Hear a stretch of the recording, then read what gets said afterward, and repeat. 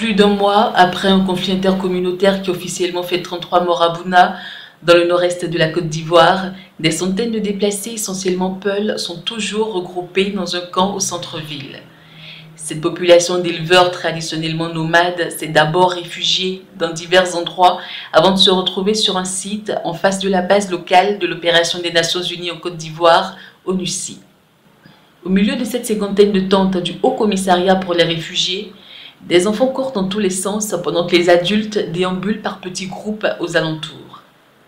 Fatoumata Gadiaka, réfugiée d'une quarantaine d'années, donne les raisons de la présence de sa famille sur le site. Les informations nous venaient que les lobbies d'Ozos étaient en train, en tout cas, de menacer nos parents Peuls, de part et d'autre. Alors, jusqu'à ce que le jour là même, le jour J, ils viennent, en tout cas, dans notre cité, venir en tout cas nous faire sortir des hommes, les tuer, incendier les maisons. C'est ainsi que nous, lorsque nous avons réussi à nous sauver, nous sommes venus rapidement nous réfugier chez le préfet. Seule à avoir accepté de parler à visage découvert, elle ajoute avoir été témoin de nombreux crimes. Il y a une femme même qui a été victime, elle était enceinte, ils l'ont pris, égorgé, fendre le ventre, enlever le bébé, l'égorger aussi. Ils ont pris une famille entière, mettre l'homme au poteau devant sa femme, attacher, ligoter les enfants, les jeter dans un puits.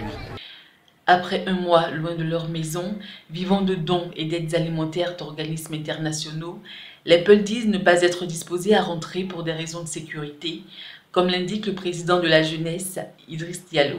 Les gens ne peuvent pas retourner dans la classe tant qu'il n'y a pas de tant que les gens ne sont pas désarmés.